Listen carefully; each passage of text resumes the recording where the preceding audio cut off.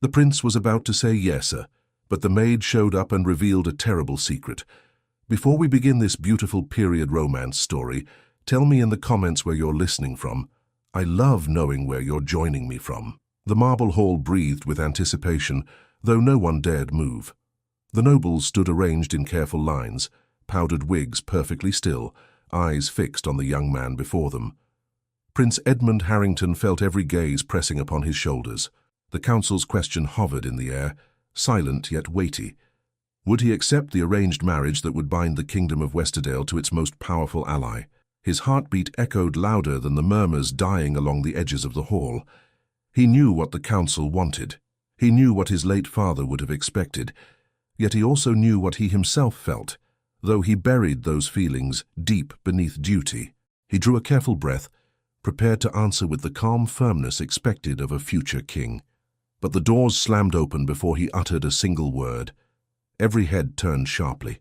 The sound reverberated through the marble, startling the footmen stationed by the walls. A young maid stood framed in the entrance, her breath shaking, her hands clutching what looked like an old sealed letter. Her cap sat slightly askew, her apron wrinkled as though she had run the entire length of the castle without pause. Edmund blinked, unsure if he should trust his eyes. He recognized her from occasional glimpses in the corridors. Marjorie Wells. Quiet, diligent, never the type to seek attention. Yet here she stood, breaking every rule of conduct. A councillor cried out, "Who allowed her inside? This is a royal session." But Marjorie stepped forward, trembling yet determined. "Your Highness," she said, her voice carrying farther than expected. "Forgive me. I would not intrude if the matter were not urgent. I beg you, hear me before you speak your answer." A wave of indignation rippled through the nobles. Ladies covered their mouths. Gentlemen shook their heads. A maid addressing the prince in the marble hall was something no one could recall happening in their lifetime. Edmund raised a hand, silencing the protests. "Let her speak." Marjorie swallowed hard, approached 2 more steps and curtsied quickly. "My prince," she continued, "the decision you are about to make cannot be complete, not without what I carry." "And what is it you carry?" Edmund's voice, though calm, held an edge of curiosity he couldn't conceal. She lifted the worn letter, a truth hidden for decades. One that touches the crown itself. Whispers erupted again. A truth touching the crown was not something uttered lightly. Edmund motioned gently. "Come forward." Marjorie obeyed, though her steps faltered halfway as if every rule she had ever learned warned her to turn and flee. But she did not. She walked to the center of the hall, the seal of the letter catching the faint glimmer of the chandeliers. The councillors stared as though she were holding a spark in a room full of dry straw. Edmund stepped down from the dais, closing the distance until he stood merely a few feet from her. His tone softened. "You may speak freely. No one here will harm you." Marjorie nodded, though she didn't seem convinced. "Your Highness, I found this letter 2 nights ago, in the north wing, behind a wall panel." A councillor scoffed. "The north wing has been sealed for years. Servants have no reason to wander there." "I know," Marjorie whispered, "but I heard a draft behind the paneling, and when I pressed against it, this fell out. I read it. I should not have, I know, but what it contains—" Her voice caught. "It concerns you." Edmund felt the room tighten around him. "Me?" "Yes, my prince. Your lineage, your future, the alliances built around your name. This letter speaks of matters that were hidden long before you were old enough to understand them." A mild tremor passed through Edmund's chest. He glanced at the council, noticing a few exchanged looks. Too quick, too nervous. "What does it say?" he asked quietly. Marjorie hesitated, clearly frightened. "If I tell you here before them all, I fear some will claim I lie. Others may try to stop me. Yet if I stay silent, your Highness may make a choice without knowing the truth." Edmund felt the weight of every watching eye, but his focus remained fixed on her. There was no guile in her face, only urgency and a fear she tried with all her strength to hide. "You have my trust," he said. "Speak." The hall fell into perfect silence. Marjorie unfolded the letter with trembling fingers. "It is addressed to the royal heir, written many years ago, and it is signed by someone very close to the crown." A councillor closer to the dais stepped forward sharply. "This is madness. A servant brings an old scrap of paper and dares interrupt. Edmund cut him off. You will remain silent until she finishes. Marjorie drew one last breath. The letter speaks of a secret agreement, one involving foreign powers and several members of the council, an agreement meant to influence royal decisions through carefully arranged obligations. She looked up, her eyes meeting Edmund's, including the very marriage you are about to accept. Murmurs grew louder, now tinged with something sharper. Fear. Edmund felt the faintest chill touch him. Explain, he said softly. How could anyone influence decisions made decades apart? Marjorie held out the letter with both hands.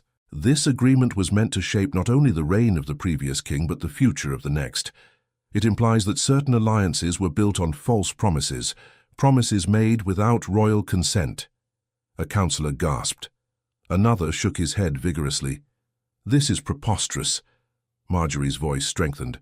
Your Highness, the letter warns the heir of this very moment of being bound by an arrangement formed under false pretenses.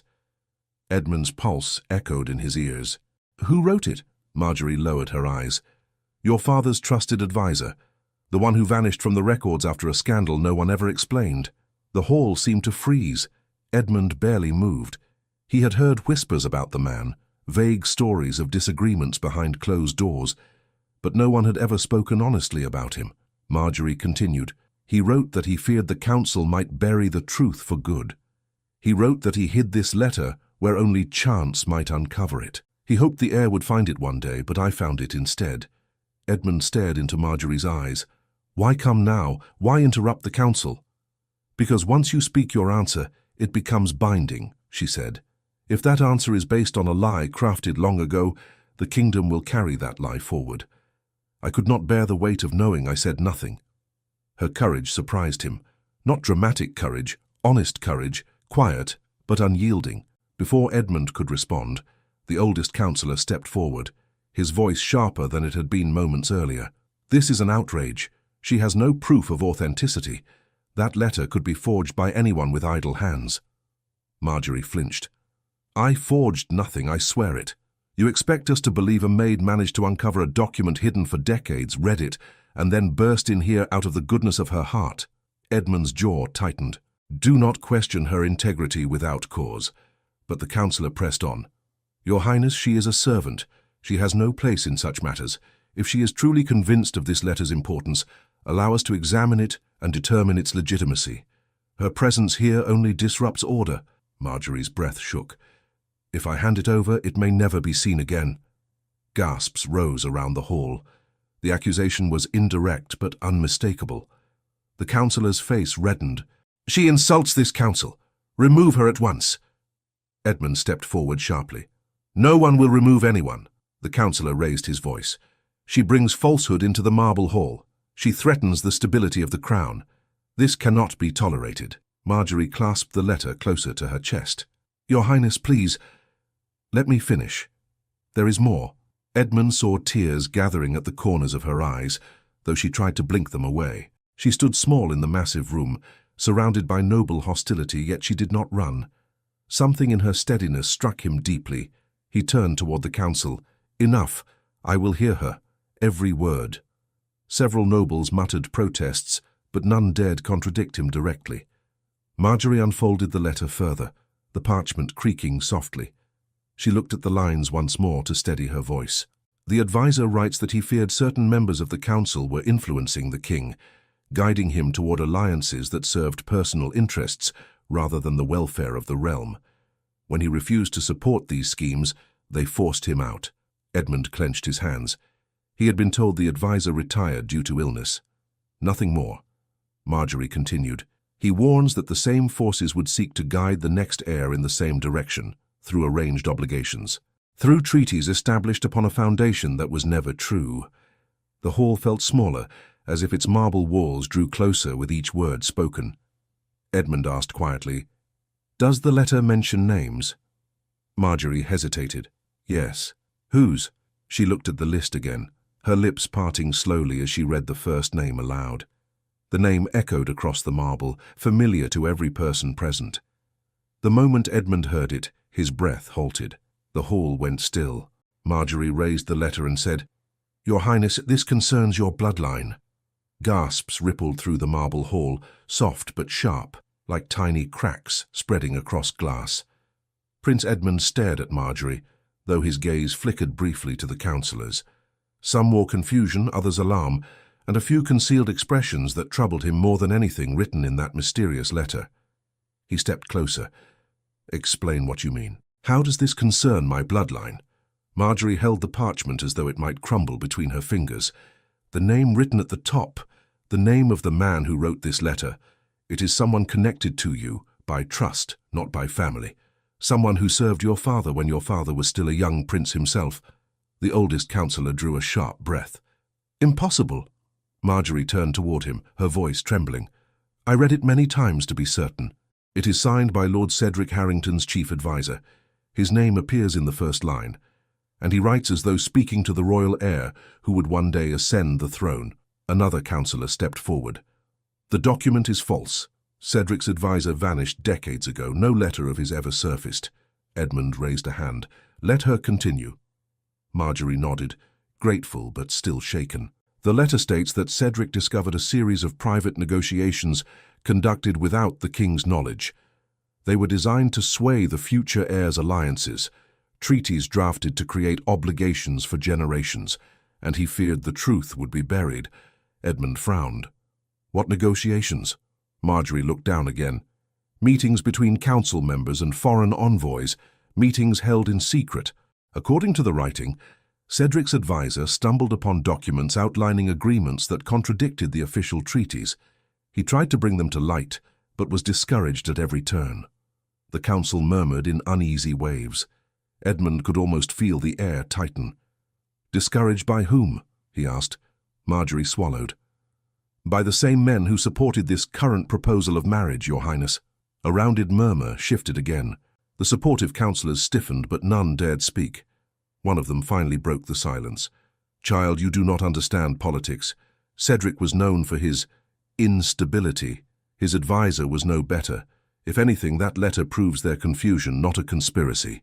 Marjorie shook her head. The writing is clear. He warns that future heirs must speak their decisions freely, that nothing should bind their future but their conscience. She paused, her voice softening. He feared certain members of the council were guiding the crown toward obligations built on deception. Edmund looked at the councillor who had attempted to quiet her earlier. His expression was unreadable, but Edmund sensed tension beneath the surface. Marjorie's voice steadied. I had no intention of stealing anything. I only wished to understand what it meant.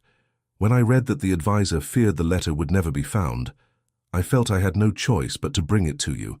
Edmund nodded slowly. Continue. What else does it say? Marjorie unfolded the parchment once more. He describes how he hid the document. He believed Cedric would one day share everything with the royal family, but Cedric never had the chance. The adviser wrote that forces within the council pressured him to remain silent. When he refused, he feared he would be dismissed. He hid the truth instead. The hall fell into silence. Edmund felt the weight of each word. And you found this behind a panel in the north wing. Yes, my prince. You did not copy it, alter it? No, Your Highness, I would not dare.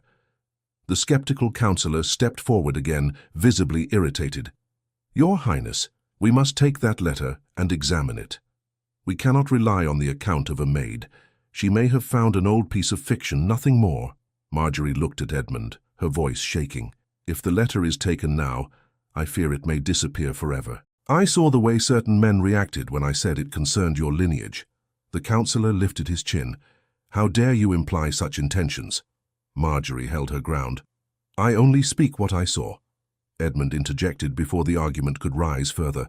The letter remains with her until I say otherwise. The councillor stepped back, clearly displeased. Marjorie took a breath as though preparing to say something heavier still. Oh, Your Highness, the adviser states that Cedric was convinced someone intended to shape the Harrington legacy through political pressure. If Cedric had lived longer, he may have revealed everything himself. Edmund's voice grew quiet. Live longer. The records say he died from illness. Marjorie looked up at him with wide, troubled eyes. The adviser doubted that explanation. He writes with fear, not of illness, but of being silenced. She lowered the parchment. I do not know what happened to him, but I believe he wanted this letter to guide you." The moment hung heavy. Edmund sensed shifting alliances in the hall. Some nobles avoided his eyes. Others whispered among themselves, the edges of their polished composure beginning to crack. A young councillor stepped forward nervously. "Your Highness, even if the letter is genuine, it changes nothing about the necessity of the arranged marriage. Treaties require continuity, not emotional speculation. The kingdom must remain stable." Edmund looked around the hall, his voice calm yet firm. "Stability born from deception is no stability at all." Marjorie closed the parchment carefully. "Your Highness, I did not intend to bring chaos. I only believed you deserved to know the truth before giving your answer." He softened his tone. "You did the right thing coming forward." Several nobles stiffened at those words. One near the front finally asked, "And what of the rest? If Cedric's advisor wrote it long ago, what happened after? Why did none of the Crown's historians mention it?" Marjorie shook her head. "He writes nothing further about it, only that he feared he would never see justice, and that he prayed the next heir would not be bound by the same pressure Cedric endured." The skeptical councillor's voice hardened. "Enough of this.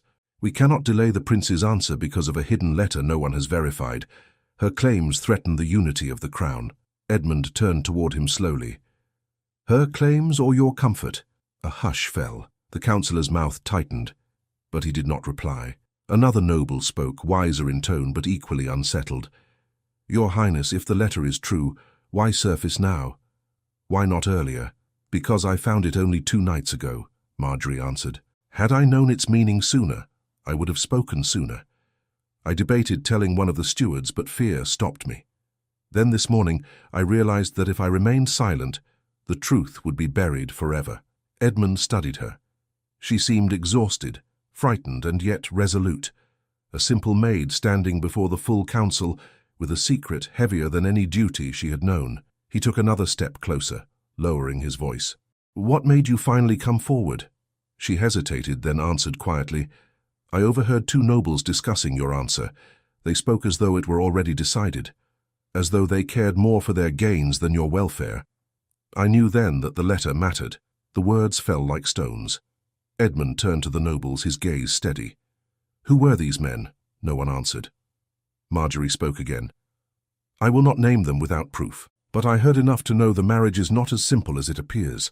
A sharp sigh came from the skeptical councillor. "This has gone far enough. I demand she be questioned privately. A servant should not influence state affairs." Edmund shook his head. "She has influenced nothing. She has only revealed what was hidden." He looked at Marjorie again. "What else does the letter contain?" Marjorie opened the parchment once more, though her fingers trembled. Her eyes moved swiftly across the writing. "It says the heir must search for truth, even when it is buried under the weight of titles and expectations. The advisor believed the royal family had been shielded from certain political truths to keep them compliant." Edmund exhaled slowly. "He believed we were being guided by unseen hands." "Yes," Marjorie whispered. "Guided without your knowledge." Another noble stepped forward with a tentative voice. "Your Highness, if what she says is accurate, we must reconsider the foundation of the treaty. Perhaps the arranged marriage is not the only way to strengthen the realm." The skeptical councillor turned sharply. "You are being swayed by a servant," the noble answered calmly. "By evidence, not by status." Marjorie lowered the letter, her voice soft but steady. "There is one last part. A warning. The advisor writes that he fears the truth will destroy alliances if revealed, but the lie will destroy something far greater." Edmund's brow furrowed. "What does he say the lie will destroy?"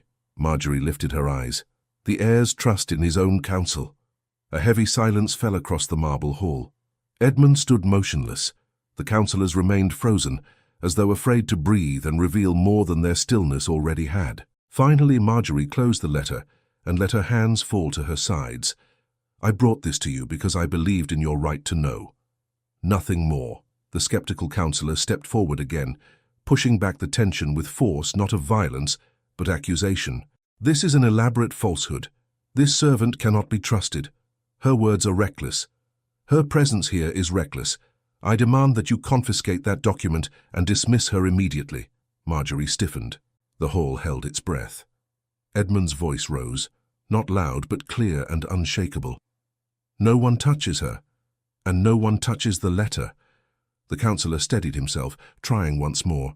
Your Highness, you place your trust in the wrong hands. Edmund turned slowly, his eyes fixed on him. Do I? The noble opened his mouth, but no sound escaped. Edmund shifted his attention back to Marjorie. You said the letter is signed. By whom exactly? Speak the name clearly. Marjorie looked down at the parchment, tracing the faded ink with her eyes. Her voice grew soft but firm as she spoke. It is signed by Lord Cedric Harrington's former advisor, the one who disappeared from every record, the one whose name no one has dared speak for years. Edmund felt his breath catch. Who? Marjorie lifted her gaze and said the name that froze the entire hall. The name left Marjorie's lips in a trembling whisper, but the sound carried through the marble hall with astonishing clarity. Alistair Grayson! The effect was immediate. The nobles stiffened, as though an icy wind had swept across the room. Several exchanged horrified glances. One lady gasped and gripped the arm of the man beside her. The oldest councillor shut his eyes, as if hearing the name summoned memories he had spent years trying to bury. Edmund felt something shift inside him. Alistair Grayson, his late father's trusted advisor, quiet, perceptive, unfailingly loyal. The man had taught Edmund his earliest lessons in duty and fairness. Then, without warning, the man resigned from court life and disappeared. Edmund had been barely 7. The adults said nothing beyond vague mentions of ill health and private reasons, but now his name had returned, sharp as a blade. Edmund took a step toward Marjorie, unable to mask the urgency in his voice. Are you certain? Yes, Your Highness, Marjorie replied. His signature is here. I read it over and over to be sure. I remembered hearing his name whispered among older servants, though never openly. A low murmur spread across the council. One noble finally spoke, his voice unsteady. Grayson was dismissed because he lost his judgment. He began imagining threats where none existed. Another added quickly, he was not well. Everyone knew it. Edmund turned sharply toward them. I knew him. He was not unstable. He was thoughtful, measured, always honest. He shifted his gaze to Marjorie. What did he write about himself? She looked down at the parchment again. Only that he feared the truth would vanish with him. He hid the letter so that someday someone might find it, someone who still cared about the integrity of the crown. The skeptical councillor snapped, Enough of this story. That man was removed from his post for a reason. We must not give life to the ramblings of a disgraced advisor. Edmund's expression hardened. Why was he really dismissed? A tense pause followed. The nobles looked from one another, but none stepped forward to answer. Marjorie took a small breath. Your Highness, the letter says he faced pressure from multiple council members. He writes that Cedric supported him, but that Cedric feared for his own position as well. Then the letter ends abruptly, as if he had no more time to write. Edmund's eyes narrowed. And this letter was hidden in the north wing. Yes, my prince. The skeptical councillor shook his head. This is pure fantasy. The north wing has been locked, untouched, Marjorie interrupted, her voice gaining steady courage. Then how did I find the panel loose? How did this letter lie behind it? If someone wanted it forgotten, they hid it well. Another councillor frowned thoughtfully. If Grayson wrote anything of value to the crown, it should have been preserved, not stuffed behind wooden boards, Marjorie replied softly. Unless someone didn't want it preserved. The hall fell silent again. Edmund paced slowly, his thoughts rapid and unsettled. Grayson served my father faithfully for years. He guided him through difficult councils. He had no reason to lie. He turned toward Marjorie. What else does he say of Cedric? She checked the letter once more. He believed Lord Cedric uncovered documents proving the council was negotiating privately with foreign envoys, pressuring him to support their arrangements. Cedric refused. Grayson says that after Cedric spoke out, the atmosphere changed. The council turned cold. Meetings became closed to him. Edmund inhaled sharply.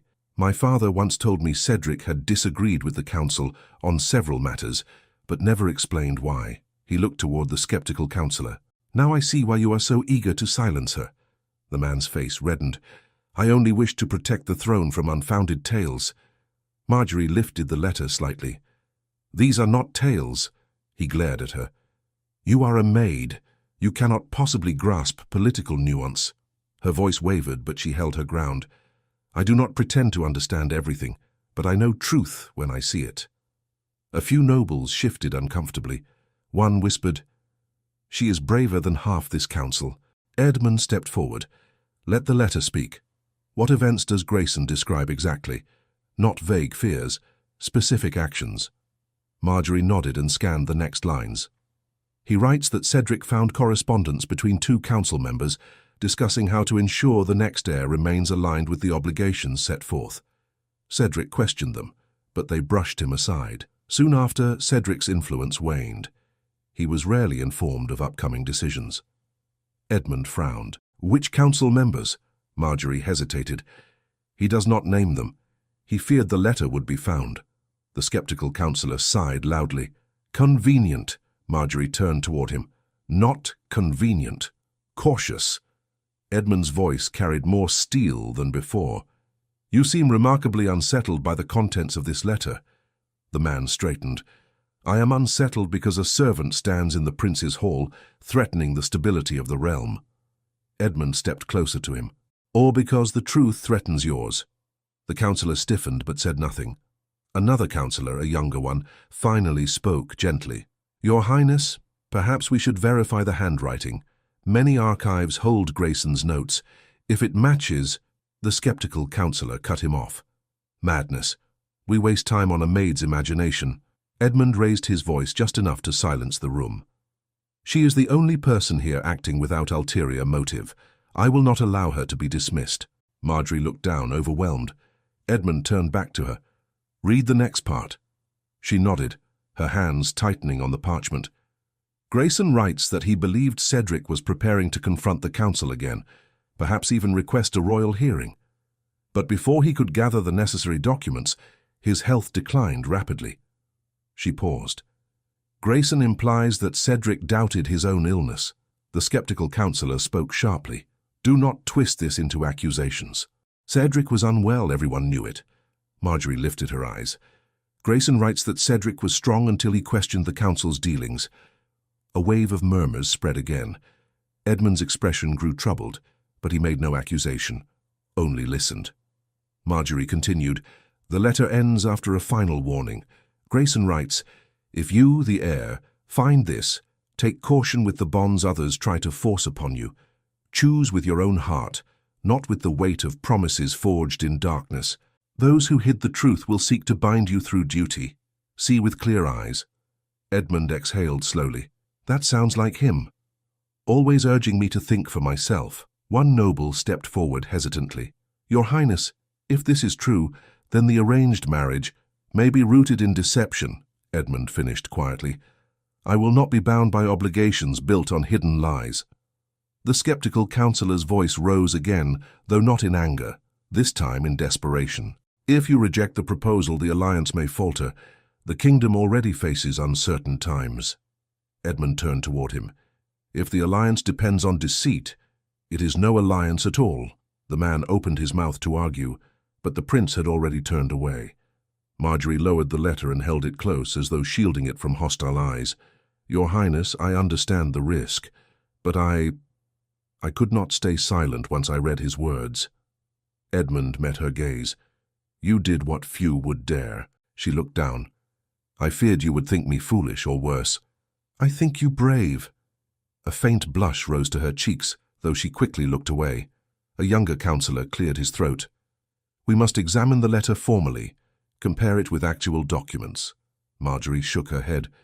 "If it leaves my hands now, it may be lost." The skeptical councillor snapped, "Lost? Or protected from tampering?" Marjorie flinched. "I have tampered with nothing." Edmund stepped between them. "You will not speak to her like that." The oldest councillor, who had remained still until now, finally stepped forward, leaning slightly on his cane. "Your Highness, I served during Grayson's time. I remember him well. He was thoughtful, loyal, but he grew troubled in his last years." Edmund's eyes flickered. "Troubled how?" The man hesitated. "He believed too strongly in hidden motives. He questioned the council excessively." Marjorie asked quietly, "Or perhaps he questioned the wrong men?" The hall froze again. The eldest councillor looked at her thoughtfully. "You speak boldly, child." "I speak only what I read." she replied softly. Edmund turned to the elder. Did you ever hear of Cedric questioning foreign negotiations? The older man hesitated. There were whispers, small disagreements and nothing more. Why were the whispers never brought to my father's attention? The elder looked away. Edmund let the silence settle before he spoke again. This letter changes everything. Marjorie offered the parchment to him. If you wish to read it yourself. Before he could take it, the skeptical counselor lunged forward, not violently, but with sudden urgency, reaching for the letter. Hand it over at once. Marjorie recoiled, clutching the parchment against her heart. Gasps rose. The movement was quick, unrestrained, and utterly improper. Edmund's voice thundered through the hall, sharp enough to halt every breath. No one touches her. Not until I decide. The counselor froze mid-step, mortified but unable to retreat gracefully. His hand hung suspended in the air like a man caught in the middle of a confession. Edmund's jaw clenched. Explain yourself. The counselor lowered his hand slowly. Your Highness, I feared she might damage it. Old parchment is fragile. Marjorie whispered. I have kept it safe. Edmund's eyes narrowed. I know. He turned slightly, his gaze sweeping across the hall. And before this council makes another attempt to silence her, hear this. I will investigate every word in this letter. Uncertainty rippled through the nobles. Some looked away. Some exchanged glances filled with dread. Marjorie held the document close, her expression a mix of fear and resolve. Your Highness, she whispered, there is one final line at the bottom, one I did not read aloud. Edmund stepped closer. What does it say? Marjorie looked up, her eyes wide. It names someone Grayson feared most, someone he believed would stop at nothing to shape the future of the crown. Who? Edmund asked. Marjorie lifted the parchment with trembling hands and read the last name written in fading ink. Marjorie's voice trembled as she prepared to speak the final name. The parchment shook in her hands, though she tried to steady it. The nobles leaned forward despite themselves, drawn by the tension that cracked through the hall like distant thunder. Edmund waited, breath tight in his chest, as though the air itself hung on her next word. But Marjorie hesitated. Her eyes scanned the faded ink once more, and her face paled. The councillors shifted, some visibly anxious, others steeling themselves as if bracing for accusation. Edmund stepped closer. Say it, Marjorie swallowed. Grayson feared one man above all others, the one he believed orchestrated the secret negotiations, the one he thought capable of guiding every royal decision for years to come. The skeptical councillor lifted his chin. This is absurd. A final flourish of paranoia. Marjorie's voice softened. It says, beware the one whose counsel is sought by all, yet trusted by none. Beware Lord Percival Monroe. Gasps spread across the hall. Eyes turned, slowly, inevitably, toward the tall, impeccably dressed councillor standing near the centre. Lord Monroe, whose face remained immobile, wore his usual mask of calm dignity. Yet beneath that calm, a faint twitch betrayed him. Edmund stared at Monroe, shocked. My father trusted you. Monroe lifted a hand in polite acknowledgement. He did, and I served him faithfully. Grayson believed otherwise.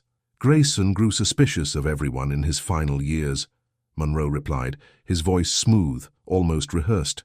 Your Highness, do not allow yourself to be swayed by the ramblings of a man who lost his judgment. Marjorie, though trembling, stepped forward. Grayson did not lose his judgment. His writing is clear, focused. He warns that Lord Monroe influenced Cedric's decisions and later tried to shape the path for the next heir. Monroe remained composed. The maid ventures far beyond her station. Edmund's tone sharpened. She may be a maid, but she brought truth into this hall. You will not dismiss her so easily. Monroe clasped his hands behind his back. Your Highness, I do not fear inquiry. Examine every archive, every record. You will find nothing amiss. That is precisely what concerns me, Edmund replied. Records can be erased. A ripple of unease moved through the nobles. Some exchanged glances, clearly wrestling with doubt. Marjorie held the letter out slightly. There is more. Grayson implies Monroe held influence over the council, long before you ascended to the role of heir, Monroe answered calmly. Influence, yes, but only the influence earned through years of loyal service. Edmund searched his face. Why did you never speak of Cedric's concerns? Munro shook his head. Cedric shared little after the illness overtook him. If he suspected anything, he confided in no one. Marjorie raised her voice, though fear threatened it. But the letter says Cedric planned to address the council, that he feared for the kingdom's future. And yet he never did, Munro countered smoothly. Why? Because he realized his fears were unfounded, or because illness took him before he could think clearly? Edmund's jaw tightened. Or because someone stopped him? A collective breath caught. Munro frowned, insulted. Your Highness, you insult your own council with that insinuation. I have said nothing definitive, Edmund replied, but I will seek truth. Marjorie lowered the parchment slightly. Your Highness, and Grayson writes that Munro sought alliances not out of devotion to the crown, but to secure influence over the future heir. That he believed guiding the heir meant guiding the realm. Munro gave a soft laugh. Does that truly sound like a danger? Every advisor hopes to guide their sovereign, but not through deception, Marjorie said quietly. Edmund stepped toward Munro. Did you know of these alleged private negotiations? No, Munro answered immediately. Marjorie whispered, the letter says twice that Munro was present at discussions Cedric was excluded from. Munro smiled without warmth. Grayson never attended our meetings. How would he know? Edmund studied him. Because Cedric told him. For the first time, Munro's expression faltered. Marjorie continued, voice steadier now. Grayson feared that Munro would manipulate future decisions, treaties, alliances, even personal choices made by the heir. Edmund's eyebrows rose. Including my marriage? Munro hesitated. Your Highness, the arranged marriage serves the realm, that is all. Nothing more. Why propose it so urgently? Edmund asked. Why insist I give my answer today? Munro remained silent for a moment too long. Marjorie stepped back slightly, aware she had reached the most dangerous part of the truth. She clutched the letter tightly. The arrangement was never meant to benefit the crown, she said. According to Grayson, it was meant to benefit those who stood to gain from the resulting treaty. Munro replied, his voice steadying. Your Highness, the Maid reads too much into faded words. Grayson was not in his right mind. Edmund shook his head. This letter is too deliberate to belong to a confused man. Marjorie nodded. He wrote it to protect you. The skeptical councillor spoke again, though far less confidently. Your Highness, even if this letter were written with sound mind, it is still a single piece of evidence from a man who left court under troubling circumstances. Edmund turned on him with a sharp gaze. Troubling? Or silenced? A cold hush swept the hall. The nobles eyed Munro again, uncertainty clouding the room. Munro straightened. Your Highness, he said carefully, it is dangerous to place your trust in a servant with no understanding of political intricacy.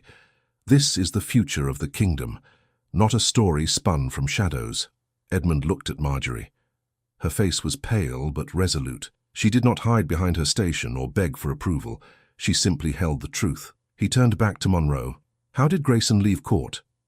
Munro blinked. He retired. Marjorie lifted the letter. Grayson writes that he feared he was being pushed out. Munro replied swiftly. He misinterpreted concerns about his behavior. Edmund's voice grew firmer. And Cedric? How did he decline so suddenly? Munro hesitated, a flicker of surprise crossing his eyes before he concealed it again. I do not know. His physicians found no cause. Marjorie spoke softly. The letter says he feared for his safety. Edmund's gaze sharpened. Why would he fear for his safety, Lord Munro? Munro spread his hands. Ask the dead, my prince. I cannot answer for them. Edmund stepped closer. But you can answer for yourself. The tension stretched thin, ready to snap. Munro's composure flickered again, and Marjorie saw it, the tiny lapse that betrayed a guarded mind. A younger councillor finally stepped forward. Your Highness, I believe we must request access to the archives. We must confirm the handwriting, the dates, the seal. The skeptical councillor objected. This could destabilize. It already has, Edmund interrupted. And it must, if truth demands it. The hall fell silent again. Marjorie took a small step backward, overwhelmed by the intensity of the confrontation she had sparked. She had never imagined standing in the marble hall, speaking truths that could alter the kingdom's course. Edmund turned to her gently. You have shown courage, Few possess. She looked down. I only did what I believed was right. Monroe cleared his throat. Your Highness, enough delay. The arranged marriage will secure our position with the Northern Alliance. If you reject it, you risk the stability your father worked so hard to build. Edmund replied, If my father built stability on deception, then it was never stable. Monroe's expression hardened. Do not discard the future for the sake of a letter found by chance. Edmund did not flinch. A chance that may have saved me. Marjorie carefully folded the letter and held it protectively against her apron. Your Highness, there is something else. Edmund turned toward her immediately. What is it? It concerns the arranged marriage directly, she whispered. Grayson writes that the foreign envoys expected compliance only because they believed certain council members had already influenced your father long ago. Her voice dropped even lower. He feared those envoys would use you the same way. A shocked murmur filled the hall. Edmund's face hardened with sudden realization. Monroe spoke quickly. Your Highness, the maid misreads. Edmund cut him off. She reads truth. Truth you hoped I would never hear. Monroe bristled. Is that an accusation? It is a warning, Edmund answered, and one I intend to heed. Marjorie's hands tightened around the letter. Your Highness, Grayson ends the letter by saying that the most dangerous man is the one who stands closest to the heir while claiming to protect him. Edmund's voice dropped. The one who stands closest. Monroe held his gaze, calm but strained. I have advised you faithfully for years. And I, Edmund said quietly, begin to wonder at the cost. Marjorie looked at Edmund with quiet fear, sensing the turning point unfolding around them. Edmund's voice softened. Read the last line. She hesitated. Your Highness. Read it. Marjorie closed her eyes for a moment, then unfolded the parchment once more. She found the final sentence and whispered it aloud so all could hear. Trust only the one who brings you truth without seeking reward. Her voice echoed through the marble hall. Every gaze slowly shifted back to Edmund. He stood still, his expression unreadable. But something fierce and new steadied his posture. Something awakened. The nobles sensed it. The moment before order breaks. Edmund turned toward Marjorie. Give me the letter, he said. Marjorie stepped forward, placing the parchment carefully into his hands. He held it as though holding the weight of 2 decades hidden in ink and silence. Then Edmund lifted his eyes to the council and said in a voice that resonated through every corner of the hall, From this moment on, nothing continues until every truth in this letter is investigated. The hall erupted with shock. Voices rose, protests echoed, accusations flew. Marjorie's breath caught as she saw the councillor closest to Monroe whisper something hurriedly in his ear. Edmund noticed too. He stepped toward them sharply. What did you say to him? He demanded. The councillor blanched but tried to maintain composure. Nothing of importance, Your Highness. Edmund narrowed his eyes. Repeat it. The man hesitated. Marjorie felt her stomach tighten. Edmund stepped closer still. I said repeat it. The councillor swallowed. I only warned Lord Monroe that this may be the moment we feared. Edmund stared at him. Feared? The man went pale, and Marjorie realized the truth before anyone could say it. They were hiding something. Edmund's voice dropped to a cold whisper. What moment? The councillor backed away slightly, his hands trembling. The moment. The moment. When the heir begins asking questions he was never meant to ask. Edmund froze. Marjorie stepped forward, her own breath unsteady. Monroe turned sharply toward the councillor. You fool! Edmund's eyes widened, and the councillor, panicked, driven by fear rather than malice, blurted out the words that silenced the hall more completely than any command could. Your Highness, there were discussions meant only for the previous king, discussions you were never meant to hear. The words hung in the air like a bell tolling over an empty field. Every noble froze. No one breathed. It seemed impossible that anything could follow such a confession, yet silence alone could not contain what had just escaped. Prince Edmund stared at the councillor who had spoken, his expression unreadable at first. Shock, disbelief, anger, and something else flickering beneath. Betrayal, perhaps, the kind that sits too deep to name. He stepped forward slowly. You will explain every word you just uttered. The councillor's lips parted, But before he could speak again, Lord Monroe raised a hand. "Your Highness, he speaks out of fear, not truth. You know how pressure twists a man's thoughts." Edmund turned sharply toward him. "I know when a man reveals himself by accident." A murmur swept across the hall. Lord Monroe straightened, trying to restore control. "Your Highness, discussions existed, yes, but not of conspiracy or deceit. Only of strategy. Matters too complex for a child, and so they were withheld until the day you ascended the throne." "Then why hide them from me now?" Edmund asked. "I am no longer a child." Monroe hesitated. "Because the truth is cumbersome. It risks misunderstanding." Marjorie stepped forward, voice soft but steady. "Truth does not fear misunderstanding, my lord. Only lies do." Monroe shot her a cold look. "Your boldness is becoming excessive." The oldest councillor cleared his throat. "Your Highness, perhaps we should move this discussion to a private chamber. The hall is not the place." "No," Edmund said firmly. "The hall is precisely the place. If my council has withheld truths for years, then they will answer for it before every witness present." Monroe sighed. "Your Highness—" Edmund raised a hand. "Enough!" Marjorie swallowed, sensing the storm gathering. She kept her hands close to her apron, the air around her charged with the aftershocks of what had been revealed. The nobles whispered anxiously. A few councillors drew close to each other, exchanging quick, panicked glances that did nothing to help their innocence. Edmund returned his gaze to the nervous councillor. "You said these discussions were meant only for the previous king. Explain what they concerned." The man stuttered. It was only a matter of alliances, Your Highness. Treaties to strengthen the crown. Nothing more." Marjorie spoke gently. "If that were true, there would be no reason to keep them hidden." The councillor looked from her to Edmund, uncertain which gaze frightened him more. "Your Highness, these were delicate negotiations. Your father wished to protect you from burden until necessary." "That may be," Edmund replied. "But why hide them after his death?" Monroe answered. "Because the world has changed. The crown faces new challenges. Some truths," Marjorie interrupted, "some truths threaten those who twisted them." Monroe glared at her again. "This girl presumes far too much." "She saved your future heir from deception," a younger councillor muttered. Monroe turned sharply. "You doubt me now?" The young man lowered his gaze but did not retract his words. "I doubt what I cannot understand." Monroe took a step toward Edmund. "Your Highness, you must not allow the emotions of a frightened servant to cloud your judgment."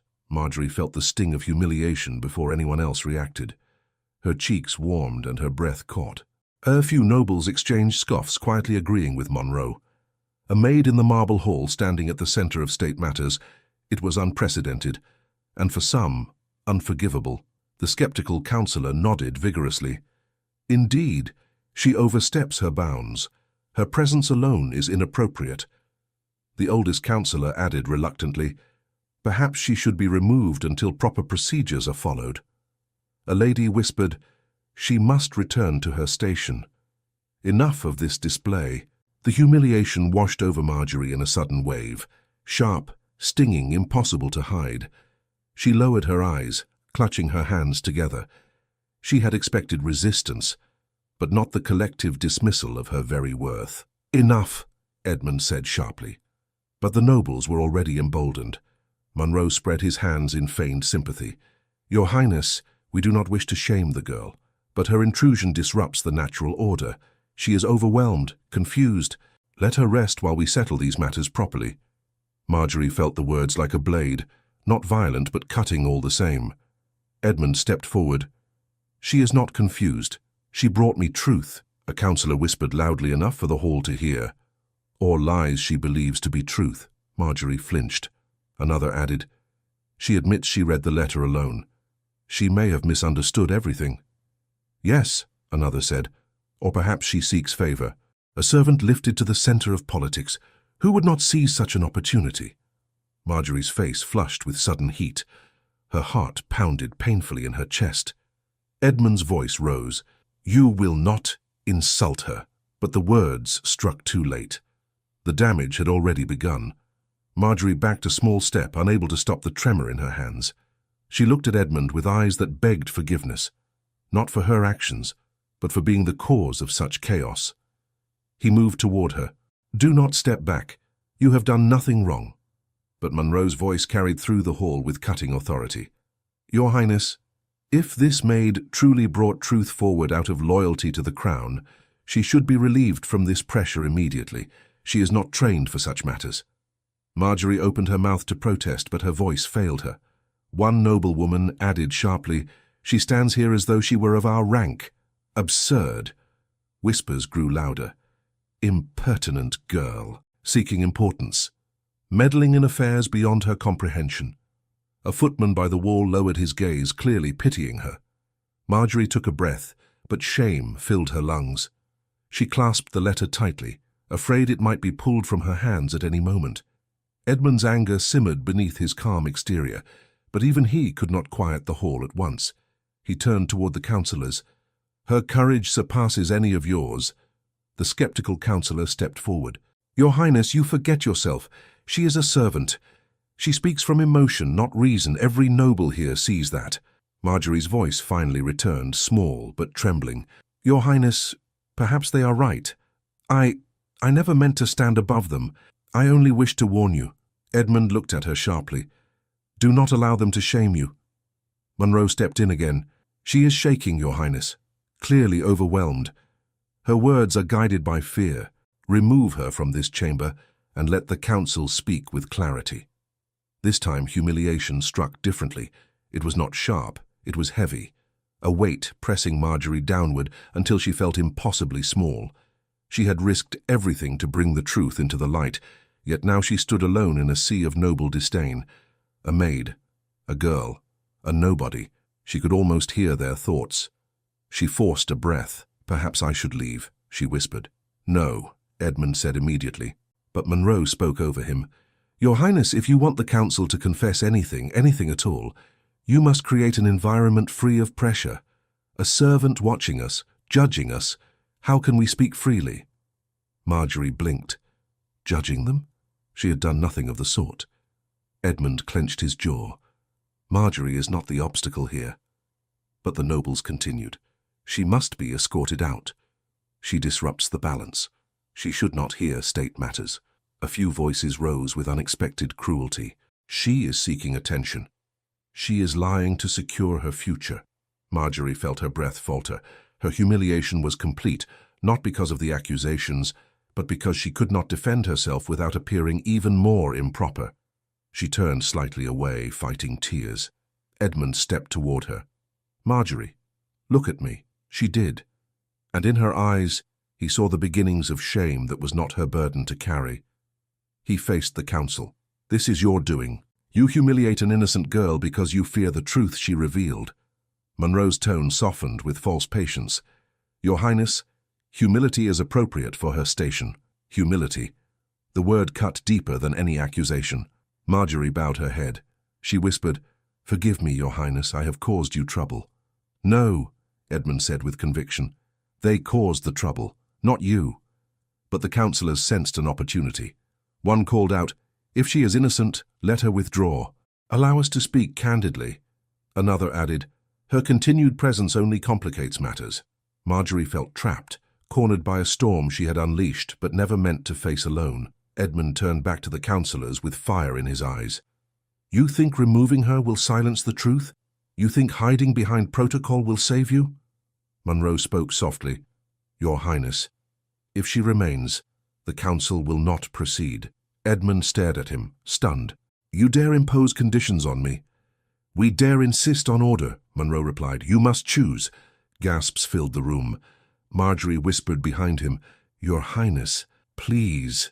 This is not worth conflict." Edmund turned toward her, his face caught between fury and heartbreak. "You have done nothing wrong." Tears burned behind her eyes. She wished she could believe him, but the council had taken its stance, and every noble leaned toward that single position. "Remove the maid." Monroe seized the moment. "Your Highness, if you refuse to restore order, the council will be forced to suspend this session." Marjorie stepped back again, barely breathing. Her voice trembled. "I do not wish to be the cause of division." Edmund reached toward her. "Marjorie," but Monroe cut sharply. "Choose, Your Highness, your council or your maid." The words echoed like a hammer striking stone. The nobles watched, breathless. Marjorie waited, heart pounding. Edmund froze, and Monroe, sensing victory, added one more soft, poisonous line. "Send her away and we will speak freely." Edmund's silence filled the hall. Marjorie lowered her eyes, feeling the full weight of her downfall. Shame and helplessness wrapped around her like chains. She turned slightly away, fighting the tears she could no longer hold back. And Monroe, seeing her falter, pressed the final blow. "Your Highness, she is only a maid." Marjorie felt the words pierce straight through her. Edmund looked at her, torn between duty and instinct, between the council's demands and the loyalty she had shown him. He opened his mouth to speak, but before he could finish, Monroe stepped closer and whispered loudly enough for all to hear, "A future king cannot be swayed by a servant." Marjorie's breath broke, and Edmund, crushed between their eyes and hers, finally whispered her name. "Marjorie." Edmund's whisper hung in the air, a fragile thread stretched between them. Marjorie felt it tremble, then strain under the weight of 100 watching eyes. She did not dare lift her head. If she looked at him now, she feared she might break where she stood. The council pressed in around him like a wall, silent but immovable. Every noble waited for his decision, and for a moment Marjorie believed he might choose them, not because he wished to, but because tradition demanded it. She had known this might happen. She had told herself she was ready, but the ache rising in her chest proved she was not. Edmund stepped toward her anyway. His voice softened. "Marjorie, look at me." She did not. She could not. To lift her eyes meant allowing him to see her hurt, and she had spent her life ensuring no one ever saw it. A councillor near Monroe cleared his throat sharply. "Your Highness, the session cannot proceed until the servant is dismissed," another added. "She disrupts the order of the court. That alone is reason enough." Marjorie pressed her fingers into her apron, steadying herself. She breathed slowly, trying to reclaim the courage she'd held earlier, but humiliation clung stubbornly to her like damp fabric. Edmund looked back at the nobles, his jaw tightening. "She revealed the truth that all of you avoided," Monroe replied with a calmness too careful to be sincere. "Truth delivered improperly is more dangerous than silence." "Silence," Edmund repeated, bitterness sharp in his voice. "You speak of silence as though it were virtue." Monroe inclined his head slightly. "Only when truth lacks context." A ripple of agreement passed through the nobles. Marjorie felt it like a weight pressed across her shoulders. These men would never listen to her. They could not see past her apron or her station, and Edmund, though he stood between her and their cruelty, could not shield her forever. She finally lifted her gaze to him. Her voice was thin but steady. "Your Highness, I cannot remain if it causes harm." "It is not you causing harm," he replied, "but they believe it is, and you need them to speak honestly." A councillor muttered, "Then she understands her place after all." The words struck her, but Marjorie forced herself not to react. Edmund took another step toward her, lowering his voice. "You are not dismissed. You did nothing wrong." Marjorie felt her chest tighten. His loyalty meant more than she could express, but she saw the council gathering strength the longer she remained, and she could not bear to be the reason Edmund struggled to uncover the truth written in the letter. "My prince," she whispered, "if I stay, they will refuse to speak. If I leave, they will reveal what you seek." Edmund hesitated. His breath caught, and for a heartbeat, the hall grew quiet enough for Marjorie to hear her own pulse. Monroe's voice broke the silence. "Your Highness, you must choose." Marjorie stepped back. "Allow me to leave," she said softly. Edmund turned to her sharply. "No." She forced a small, trembling smile. "I will not go far, and I will not hand the letter to anyone but you. But please, let the council speak without fear of me." The noble scoffed at the idea that she could inspire fear, but Edmund heard the truth behind her words. "Marjorie, I do not want you to feel you must shrink in order for them to stand." She blinked back the threat of tears. "I will not disappear, I only step aside." He looked at her, torn between everything he had been raised to uphold and everything he felt now, feelings he had not yet named, but that shone through the way he looked at her as though she were not a servant standing among nobles, but the one person he could trust. Finally, Edmund exhaled slowly. "You may leave the hall," he said, but his voice carried quiet anguish. "Only the hall, and only until I call you back." Marjorie bowed her head. "Yes, Your Highness." Several nobles immediately sighed in relief. Monroe even allowed himself a faint smile of satisfaction, but Edmund's eyes never left Marjorie, not even as she stepped back from the center of the chamber. She kept her chin low, hiding the tremor in her steps. The moment she turned from him, the whispers resumed, cruel, dismissive, triumphant. She should never have entered. Presumptuous. Imagine a maid claiming she carries truth. Their voices curled around her, but Marjorie walked with as much dignity as she could gather. Reaching the tall doors, she paused, gripping the handle for strength she barely possessed. Just before she stepped out, Edmund spoke again. "Do not go far." She nodded without turning back, afraid the sight of him might undo whatever small composure she had left. As soon as the doors closed behind her, the marble hall exhaled. Sharp, relieved, expectant. Edmund turned slowly toward the council. His expression had changed. The softness in his eyes remained, but the sadness had hardened into something steadier, resolve. "Now," he said, voice firm, "you will speak freely." Monroe stepped forward with calculated calm. "We will, Your Highness, but know that emotion often leads to misinterpretation. Without the servant's presence, the council can now address this matter rationally." Edmund's gaze sharpened. "You imply she is irrational?" "She is overwhelmed," Monroe corrected smoothly. "Anyone in her position would be. Yet she was the only one brave enough to reveal what you wished hidden," Edmund replied. Monroe paused, but only for a fraction of a second. "Her intentions may be honest, but her understanding is flawed." Edmund frowned. "Then enlighten me." Monroe nodded, gladly. "But let us begin with what truly matters. Cedric Harrington." A whisper passed through the nobles again. Cedric's name always carried weight, even after all these years. The older councillor spoke softly. "Your Highness." Cedric had a sharp mind, but he grew difficult near the end. He doubted every decision made around him. Edmund asked, did he doubt for no reason? The man hesitated. He doubted because Grayson filled his head with theories. "Grayson," Edmund repeated. "Or truth," Monroe answered. "The truth is that Cedric believed he saw conspiracy in every conversation. He wrote letters, many letters, none of which held coherence." "But the letter Marjorie found is coherent," Edmund said. Monroe nodded reluctantly. "Coherent, perhaps, but misguided." Edmund took the folded letter from his pocket. "Grayson names you directly." Monroe smiled faintly. He was fond of exaggeration. "He accused you of influencing the future heir." "And every advisor influences the heir," Monroe replied smoothly. "That is our duty." Edmund's jaw tightened again. A younger councillor stepped forward nervously. "Your Highness, if I may, there were indeed meetings Cedric was not invited to, but not for secrecy. He was ill. He missed many sessions." Monroe nodded in agreement. "His absence caused misunderstandings, nothing more." Edmund looked at him sharply. "Cedric missed meetings, or was excluded?" Monroe held the prince's stare. "Excluded only when he could not attend." "And the negotiations with foreign envoys?" Edmund continued. "Were they as innocent as you claim?"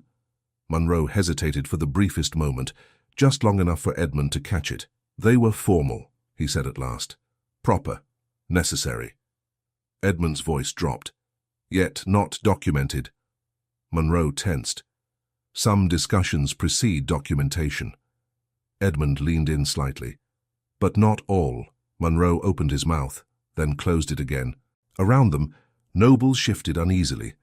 The doubt in the room had begun to shift direction, away from Marjorie and toward Monroe himself. Monroe sensed it. His posture straightened. "Your Highness, records or no records, every decision made then was made to protect the crown. If you believe Grayson's warnings over your council's loyalty, you risk unraveling everything your father left you." Edmund said nothing at first. He stood still, the letter held tightly in his hand. Then he asked quietly, "Why did my father never speak of Cedric's concerns?" Monroe replied almost instantly. "Because Cedric's concerns were unfounded." Edmund's voice grew barely audible. "Or because they were never allowed to reach him." A ripple of tension spread again. Monroe stepped closer, too close. "Your Highness..." You tread into dangerous ground. Edmund turned toward him, eyes steady. Truth is not dangerous. Lies are. For the first time, Monroe faltered. A noble in the third row whispered nervously, "Perhaps Grayson's warnings were not madness after all." Another murmured, "If Monroe knew—" Monroe spun toward them. "Enough." Edmund studied him carefully. He recognized fear. Monroe regained composure quickly. "Your Highness, ask what you wish, I will answer. But understand this, Marjorie Wells cannot be your compass." Edmund frowned. "And why not?" "She is a servant," Monroe replied simply. "She sees through emotion, not judgment. She reads a letter and assumes she grasps the entire truth." Edmund stepped closer. "She saw what others chose to hide." Monroe's voice hardened. "She saw a fragment."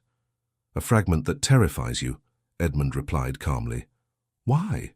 Monroe's eyes flickered. "I am not terrified." Edmund said nothing. The hall grew quiet again. A young nobleman stood. "Your Highness, allow the rest of us to speak openly. We have questions as well." Monroe turned sharply. "Sit down." The young man hesitated, then remained standing. Edmund nodded toward him. "Speak." Monroe whispered urgently, "Your Highness." Edmund silenced him with a single raised hand. The young noble cleared his throat. 2 years ago, I saw Lord Monroe receive an envoy privately. It was late evening. I thought little of it then, but now, after hearing Grayson's warnings, I wonder why that meeting was never recorded." The hall erupted with murmurs. Edmund's gaze shot toward Monroe. "Is that true?" Monroe straightened. "A harmless discussion." "About what?" Edmund asked. Monroe hesitated again, and in that hesitation, the hall felt the ground shift. The nobles watched Monroe with new suspicion. Edmund took another step. "What were you discussing?" Monroe opened his mouth, but before he could answer, the doors of the marble hall burst open. Marjorie stood there, pale, breathless, eyes wide with panic. The hall fell silent. Edmund rushed toward her. "Marjorie? What happened?" She lifted her trembling hand and pointed behind her. "Your Highness," she whispered. "Someone tried to take the letter from my hands." Marjorie's words stopped every whisper, every shifting foot, every indrawn breath. The nobles froze in their places, as though the marble beneath them had hardened around their shoes. Edmund reached her side in an instant, his voice low but urgent. "Who tried to take it? Tell me." Marjorie pressed a hand to her chest, attempting to steady her breath. "I stepped into the corridor. I walked only a few paces. A man approached quickly, as though he had been waiting. He did not touch me, but he reached toward the letter and said I must surrender it for proper handling. He said he'd been sent." Her voice wavered as she met Edmund's eyes. I refused, and then he turned and walked away without another word. The nobles exchanged uneasy glances. A few looked toward the door as if expecting the mysterious intruder to reappear. But Marjorie stood alone, shaken, yet still clutching the folded parchment against her apron. Edmund's hands curled into fists at his sides. "Which man? Did you see his face?" Marjorie nodded slowly. "I did. He wore the crest of the royal staff, but it was not one of the usual attendants." Monroe stepped forward, lifting his hands in a placating gesture. "Your Highness, surely the man acted from confusion. The castle is filled with attendants assigned to manage documents. He may have believed the letter required immediate examination." Marjorie shook her head firmly. "He did not greet me. He did not bow. He simply reached for the letter and told me I had no right to keep it. That is not confusion." A few nobles murmured in agreement. Others shifted uneasily, unwilling to speak. Edmund turned toward the council, his expression sharp. "Who among you sent someone after her?" Silence answered him. He scanned their faces, searching for the slightest twitch. "Well, who?" Monroe stepped forward again, voice smooth. "Your Highness, none of us would dare give such an order. The council acts only in this chamber. Perhaps a guard acted independently." Marjorie shook her head. "He was not a guard." The skeptical councillor cleared his throat. "The girl may have been mistaken. Fear plays tricks on the eyes." Marjorie glared at him through her tremor. "I know what I saw." Edmund looked between them. "She would not invent this." Monroe lifted a brow. "But she is frightened. Anyone would be in her position." Marjorie closed her eyes for a moment, as if gathering her strength. Fear does not erase memory. Edmund stepped in front of her protectively, turning back to the council. This is no coincidence. Someone wanted the letter removed from her possession, and someone knew precisely when she stepped outside. A noblewoman whispered. Then someone is watching us even now. The older councillor leaned toward Monroe. You assure us control, yet control slips through your fingers. Monroe stiffened. Control remains intact. No, Edmund said. It does not. Marjorie stepped forward slightly, her voice trembling.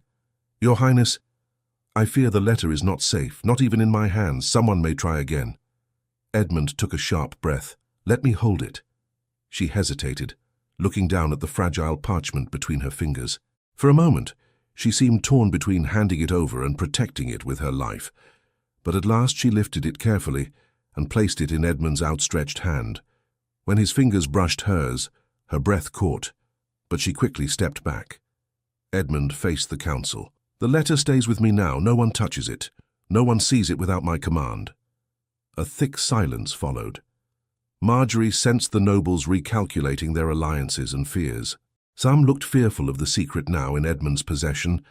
Others seemed relieved, as though the letter had been a burning coal passed from one trembling hand to another. The young nobleman from earlier spoke up. Your Highness, may I ask something? Edmund nodded. Speak. The young man looked toward Monroe. If the letter threatens no one, why would anyone seek it? Monroe answered quickly. To secure it, of course. To ensure it is not mishandled. The noble shook his head. But your Highness already declared it must remain with him. Why retrieve it at all? Monroe's eyes narrowed. Because perhaps someone misunderstood his order. Edmund studied him. Or because someone feared what the letter contains. Marjorie saw Monroe's jaw tighten. Even that fraction of a movement seemed louder than any accusation. The older councillor finally spoke with a weary sigh. Your Highness? Perhaps this has gone too far. The letter causes unrest. The council must address its contents calmly. Edmund faced him. Then answer plainly. Did you know of these secret negotiations? The man looked away. I heard whispers, yes. But I did not participate. And did you remain silent? Shame flickered across his face. I did. Edmund turned toward the room, his voice rising with controlled force. Does anyone else admit to remaining silent? The hall stayed painfully still. Marjorie felt pain tightening her chest. She had known corruption lurked in the shadows of power, but seeing it confirmed, seeing nobles shrink beneath Edmund's gaze, struck her deeply. Edmund held the letter at his side. Every moment of silence strengthens my belief that Grayson told the truth. Monroe forced a smile. Your Highness, Grayson's words were the fears of a troubled man. Do not let them cloud your judgment. Edmund approached him slowly. A troubled man predicted you by name. Monroe's eyes flicked toward the nobles. And none here believe his claims. A second nobleman spoke hesitantly. I do not know what to believe, but I know this. Rightly or wrongly, Lord Monroe has accumulated more influence than any advisor before him. Another woman added, and influence that grows so quietly, Kanks, is rarely innocent. A ripple of uncertainty moved across the council. Monroe's voice sharpened. You question my loyalty, Edmund answered for them. I question everything now. Marjorie's heart pounded. She had never witnessed such raw confrontation in the marble hall. Everything she had feared, the nobles' anger, the council's resistance, the fragile balance of power, was playing out before her eyes. Monroe stepped forward, trying to reclaim authority. Your Highness, you are allowing suspicion to guide you. Grayson misinterpreted events. Cedric misinterpreted Grayson. And now this girl misinterprets the letter. You cannot govern by the fears of those beneath you. Marjorie felt heat rush through her cheeks. I am beneath no truth. Monroe turned sharply. Be silent. Edmund's voice cut through the air. She will speak when she chooses. Monroe froze, stunned. Marjorie's breath trembled. Edmund's defense warmed her, steadied her, carved a tiny space of safety in a hall filled with hostility. The young nobleman stepped forward again. Your Highness, may I ask the maid something? Edmund nodded. Ask. The nobleman faced her. Marjorie Wells, why did you bring the letter here? You could have delivered it privately. Why risk humiliating yourself before all of us? Marjorie swallowed, but she answered with firm clarity. I feared that if I delivered it in secret, someone would take it, before His Highness could read it. Here at least it would be seen, heard. Impossible to bury, Edmund nodded slowly. She thought more wisely than all of you. Monroe exhaled sharply, losing his patience. Your Highness, you place dangerous faith in this girl. She is no scholar, no advisor. She read a letter hidden for decades and built conclusions from shadows. Marjorie stepped forward. I built conclusions from a man's last truth. Monroe turned to her, his voice low and icy. You know nothing of statecraft. Nothing of us. Marjorie lifted her chin. I know fear when I see it. And you are afraid. Gasps filled the hall. Edmund watched Monroe with new caution. Is she right? Monroe hissed through clenched teeth. I fear only the chaos she creates. Truth is not chaos, Edmund replied, but lies cause kingdoms to fall. Monroe's eyes flickered with something, anger, frustration, or something darker. Marjorie took a breath. Your Highness, there is more in the letter. Grayson writes that those who manipulate the heir will try to isolate him. They will attempt to choose who stands at his side, who is worthy, and who must be dismissed. Edmund froze. Monroe stared at her. Marjorie continued, her voice trembling now. He warns that the heir's greatest vulnerability will not be an enemy, but the council that claims loyalty while hiding its own designs. Monroe's voice sharpened like a blade drawn too quickly. You twist his words. No, Marjorie whispered. You fear them. Edmund narrowed his eyes. Lord Monroe, did you send someone after the letter? Monroe replied. No. Did you order it? No. Did you know someone would try? Monroe did not answer. A single breathless pause filled the hall. Edmund spoke quietly. Your silence speaks louder than any confession. Monroe forced a smile. Your Highness, I assure you. Then Marjorie gasped softly. Her eyes widened, not with fear but with sudden realization. She pressed a hand over her mouth. Edmund turned to her. What is it?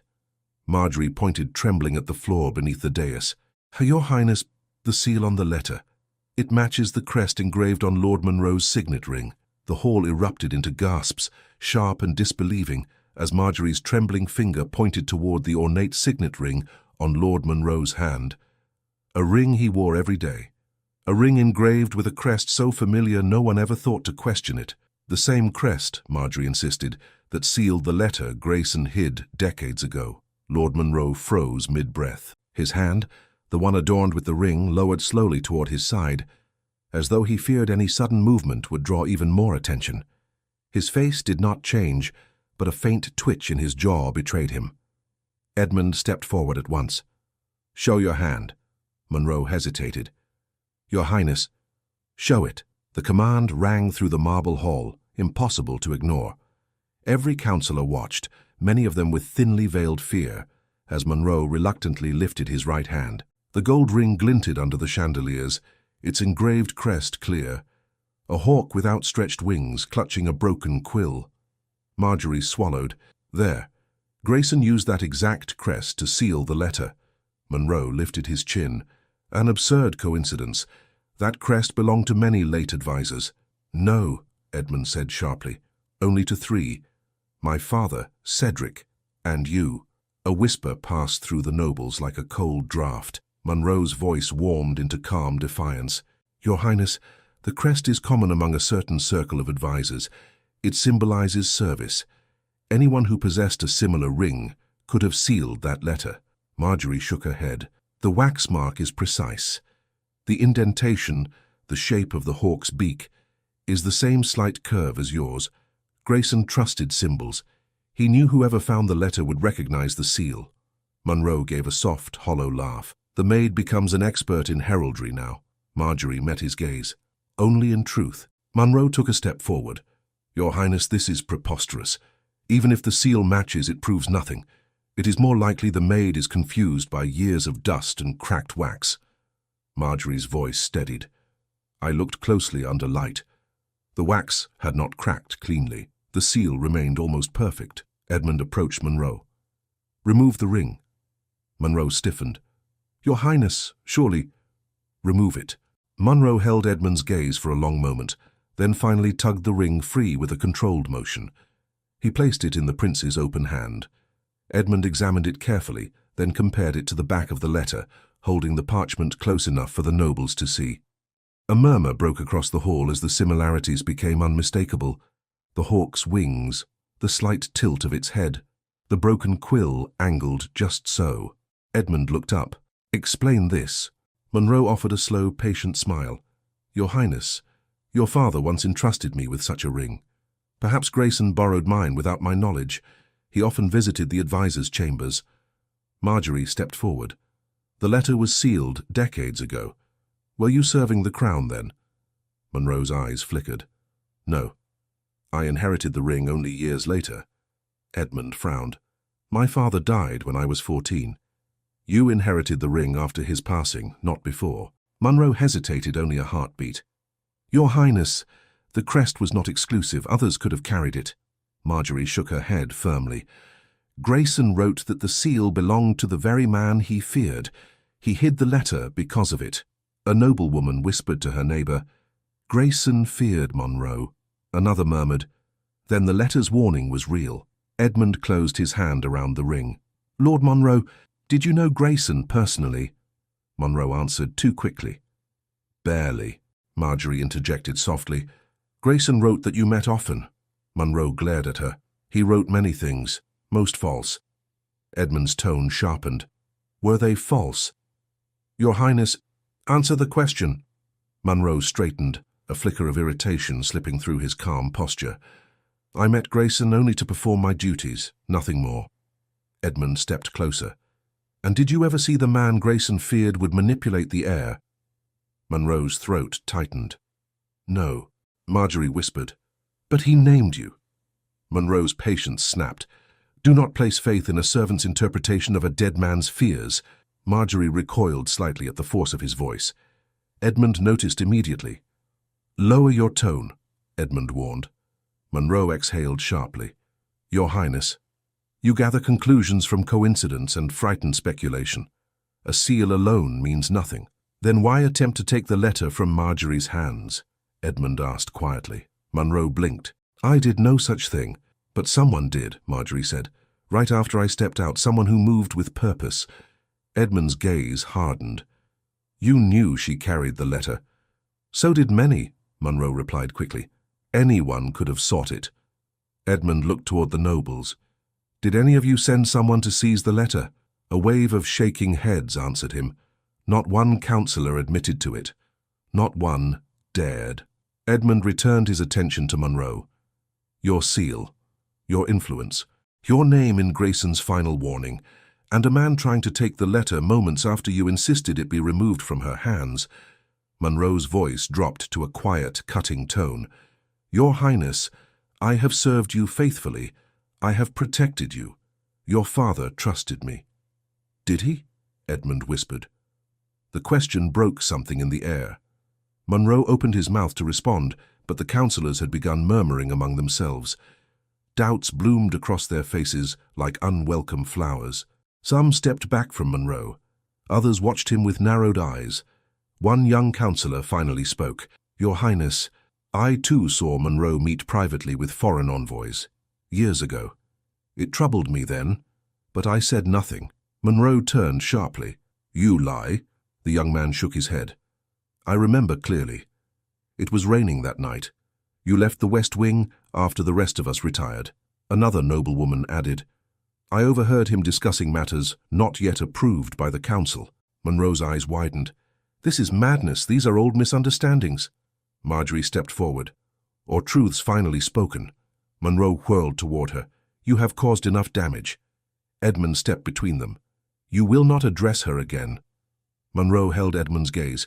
She is a maid. Nothing more. Edmund's voice carried across the hall, low and dangerous. She has more courage than any man who hides truth under the guise of duty. A hush fell. Marjorie's breath caught, but she did not speak.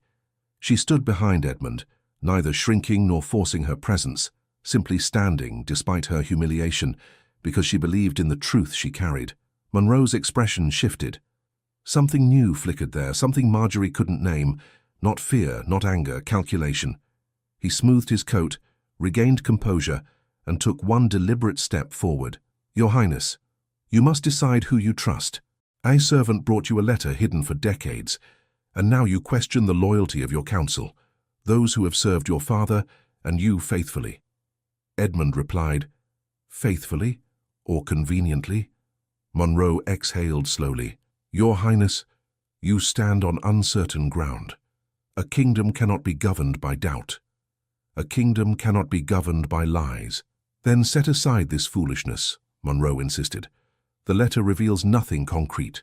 No names of accomplices, no dates, no proof beyond suspicion."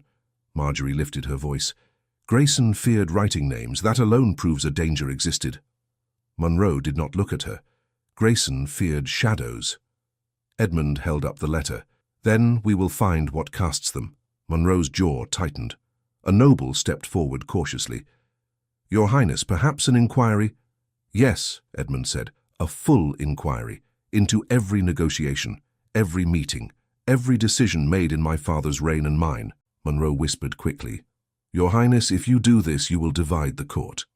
"It is divided already," Edmund replied. Monroe glanced toward the nobles, saw doubt in their faces, and turned back sharply to Edmund. "You cannot let this letter dictate your judgment." But Edmund shook his head slowly. "Grayson warned me. Cedric tried to warn my father. Marjorie risked everything to warn me now. If all three saw danger in you, how can I ignore it?"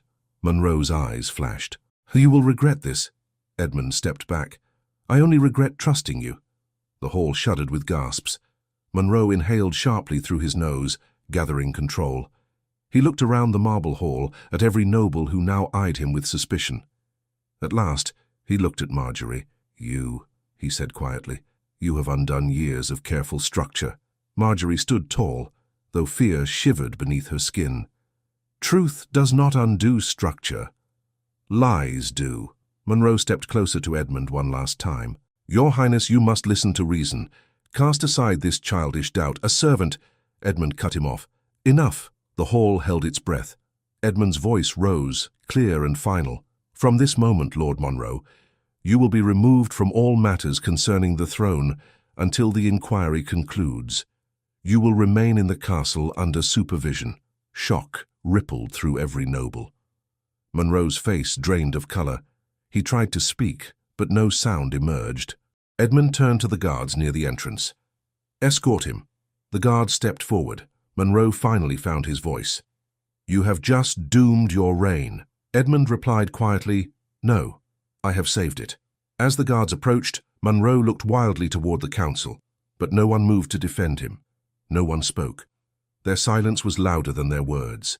He allowed himself to be escorted away, but not without turning once more to Edmund and Marjorie. And then he said something so unexpected, so chilling, that it stopped Marjorie's breath. "You think you know everything now, but you have no idea what Grayson truly meant. You have not yet seen the worst truth hidden in that letter." The hall remained frozen. Long after Lord Monroe disappeared through the tall doors, his last words dissolving into an uneasy hush. For the first time since the session began, the room felt less like a battlefield and more like the aftermath of a terrible storm. The tension did not vanish. It only settled into quieter corners, subdued but present like embers waiting for breath. Edmund stood motionless, the folded letter still in his hand. Marjorie watched him closely. His expression had changed again, but not with anger or fear. Only weariness remained, and beneath that something steadier. A quiet strength, as though a piece of him had clicked into place. One of the younger councillors cleared his throat with caution. "So, Your Highness, the inquiry will require clarity. Before we proceed, may we hear your intentions?" Edmund turned to him slowly. "My intentions are simple. The truth that was buried will be uncovered. Every record will be examined, every negotiation reviewed, no matter how long it takes." Another nobleman stepped forward, bowing his head. "Your Highness, some of us suspected inconsistencies in the past, but we lacked courage. We apologize." Edmund shook his head. "Apologize not to me, but to the kingdom. Your silence allowed deception to grow." The nobleman lowered his eyes, chastened. Marjorie stepped forward slightly, though still at a respectful distance behind him. Her heart felt heavy, not from fear but from all that had happened. Her humiliation, the council's scorn, the confrontation, Monroe's influence unraveling before her eyes. The councillors who had once looked at her with disdain now avoided meeting her gaze. Some appeared ashamed, others simply confused. A few seemed relieved, as though a shadow had been lifted. Edmund noticed her hesitation. "Marjorie," he said softly, "come closer." She obeyed, stepping to his side with quiet steps. The nobles watched with interest, but no longer with hostility. Her courage had altered something in them too. Edmund addressed the council. "You owe her gratitude. She brought to light what you were unwilling to see." A murmur of agreement rippled through the hall. The skeptical councillor, now stripped of his earlier bravado, bowed slightly toward her. "Miss Wells and I misjudged you, as many of us did." Marjorie lowered her eyes. "You acted as your station taught you to act, sir. I take no offense." The man's shoulders fell, relieved by her grace. Edmund turned to the group. "Before we end this session, there is one matter left, the arranged marriage." At once the hall grew still again. Though Monroe had dominated the debate, the arranged alliance had been the reason they gathered in the first place. And now, after everything revealed, that simple question, yes or no, still hung unanswered in the air. One noblewoman spoke up cautiously. "Your Highness, with Monroe removed and the inquiry ahead, do you still intend to give your answer today?" Edmund lifted the letter, holding it between his fingers. "This letter changes everything. The alliance may have been built on manipulation. Grayson warned that such obligations were crafted to trap the future heir. If that is true, then accepting the marriage would chain me to a false foundation." Another councillor spoke gently. "Your Highness, declining the proposal will shift our political standing, but we accept your judgment." A few nodded in support. Others followed their lead, slowly but sincerely. Marjorie watched Edmund carefully. His gaze was calm, not rebellious, not frightened, but certain. He was no longer a prince pushed by currents he did not understand. Something in him had settled. He seemed himself. He turned once more toward the nobles. "I will not accept the arranged marriage, not today, not ever." No gasps followed this time, only quiet acceptance. The older councillor bowed deeply. "Then we shall support your will, Your Highness." Edmund nodded. "The kingdom will seek alliances honestly, not through forced bonds."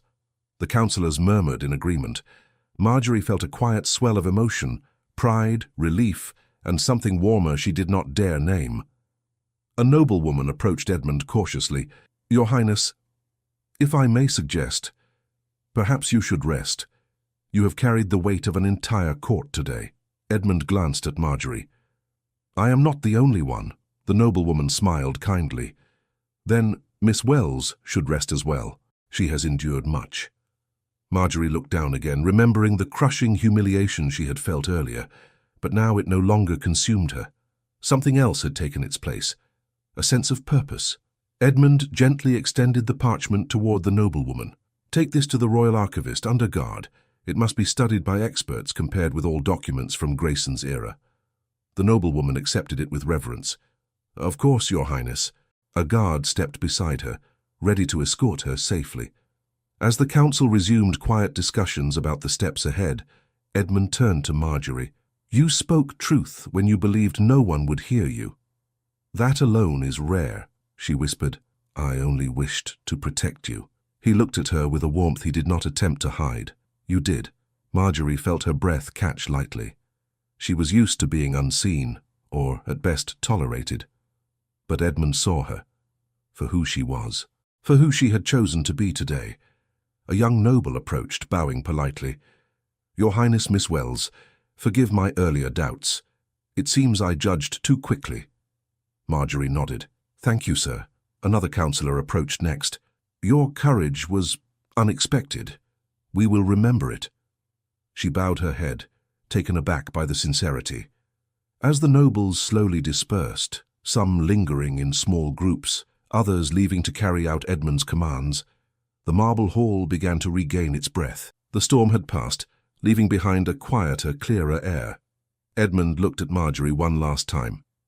"Come, let us walk a moment, away from all this noise." Marjorie hesitated. Your Highness, is it proper for me to walk with you now? He smiled softly. Proper or not, I would wish it. She swallowed, touched by the honesty in his voice. Then I will.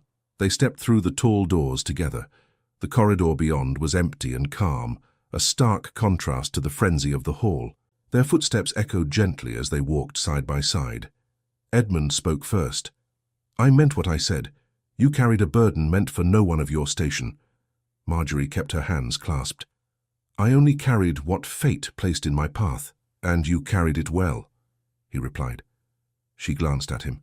Your Highness, I feared I humiliated you today. You saved me today. She looked away, overwhelmed. Most would not say so. He stopped, turning toward her fully. Most do not matter. The words stole her breath. She opened her mouth to speak, but he shook his head gently. Not yet, we have time, and I would rather allow this moment to rest. Marjorie nodded. Yes, Your Highness. He walked her to the end of the corridor, where a large window overlooked the gardens far below. Evening light softened the stone around them. Marjorie, Edmund said quietly, I will call for you again soon.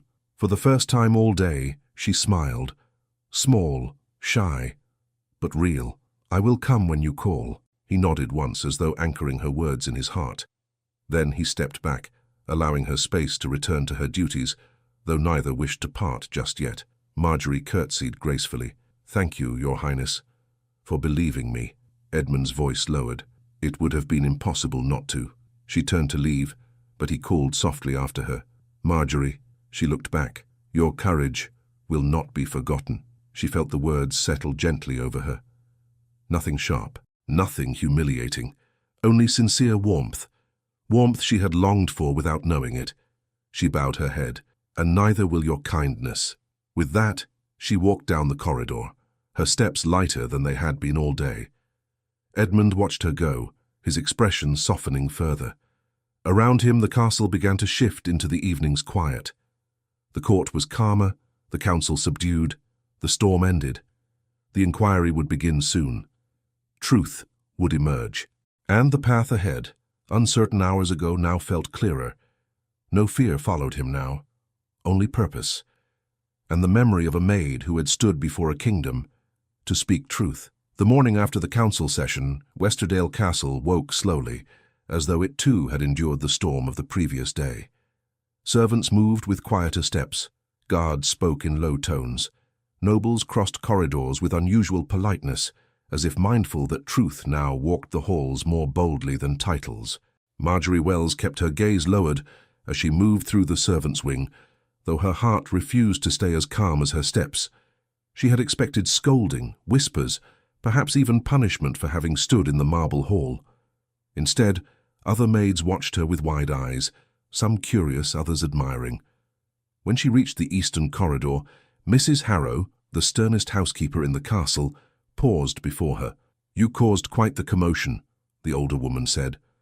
Marjorie lowered her head. I am sorry if I brought trouble. Mrs. Harrow shook her head. Trouble?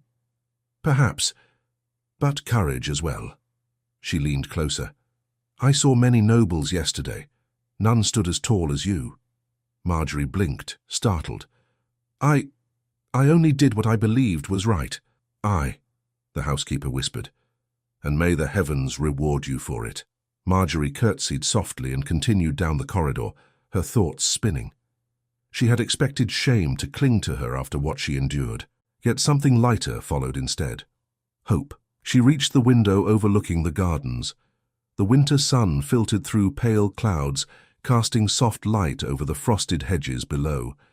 The memory of Edmund walking beside her returned with quiet force, the sound of his voice, the steadiness in his gaze, the warmth in the silence that wrapped around them. She pressed a hand to her apron. Do not dream foolishly, she whispered to herself. He is a prince. You are a servant. But her heart did not obey. A soft footstep approached behind her. Miss Wells. She turned so suddenly her cap slipped slightly. Edmund stood before her, dressed plainly for once. No ceremonial coat, no council robe. Only a dark waistcoat, and the posture of a man no longer carrying the weight of deception on his shoulders. She curtsied immediately. Your Highness, forgive me. I did not hear you. That is because I wished not to startle you, he said gently. And yet I fear I have. No, Your Highness, she said quickly. I'm only surprised to see you. He stepped to the window beside her. I asked where you were. A footman said he saw you walk this way. Was something needed? She asked, unsure how to stand, how to breathe. Yes, he said. Something very important. She felt her pulse quicken. He rested his hand lightly on the window's wooden frame, gazing out at the gardens. You saw the council yesterday. You saw the fear, the doubt, the pride. You saw how easily men twist truth into something less than it should be. I did, she said quietly. And you also saw, he continued, that truth can survive even the loudest attempts to silence it. Marjorie exhaled softly. Because you chose to hear it. He turned to her. Because you chose to speak it. Her breath caught. Edmund's voice held warmth. No, more than warmth. A tenderness that made her stomach flutter. He took a step closer. The archivists began their work early this morning. The letter is genuine. The handwriting is Grayson's. The seal matches Monroe's earlier ring precisely. They found earlier drafts in the archives. We have proof now. Marjorie felt relief wash over her. Then the kingdom is safe from the deception. Edmund nodded. Because of you. She shook her head. I did nothing more than any good subject would. Edmund's eyes softened. Most would not have dared interrupt a royal session. You did. Marjorie looked down, her voice quiet.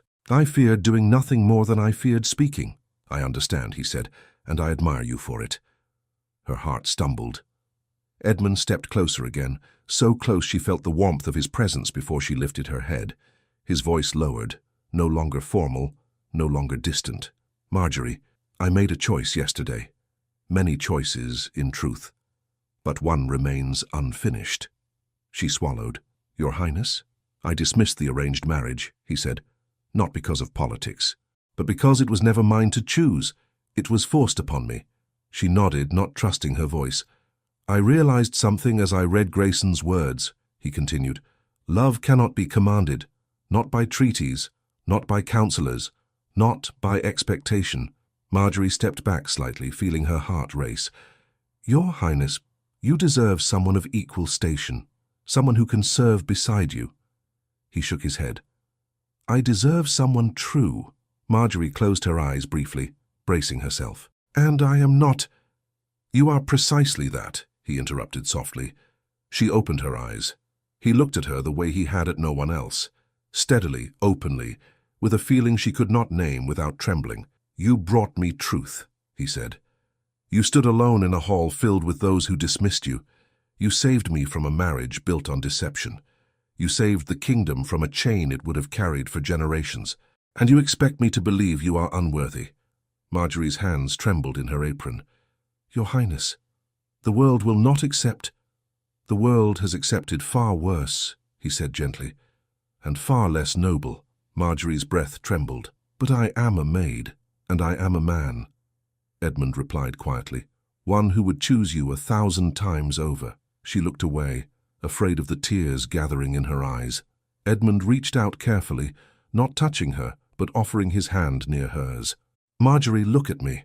She did. Tell me truthfully, he said. If you could choose without fear, without consequence, what would your heart say? Her lips parted, but no sound came. The truth surged painfully inside her, battling every warning she had ever learned about station and propriety. Your Highness, I cannot— Yes, you can, he whispered. Speak only to me. No throne, no titles. Just a man asking a woman for honesty. Her chest rose with a trembling breath. My heart would choose you. His breath caught. A quiet smile touched his lips, not triumphant, not arrogant, but deeply relieved, deeply moved. And does it frighten you? He asked softly. Yes, she whispered. Then we are frightened together. Her eyes warmed with emotion. But what of the council, the kingdom? They will never accept— They will, he said, because I will accept nothing less than truth. I will not marry for treaties. I will not love for duty. I will stand beside the woman who stood beside me when no one else dared. Marjorie shook her head slightly, overwhelmed. Your Highness, I have nothing. No fortune, no land, no name. Edmund stepped closer, his voice deep and certain. You have courage.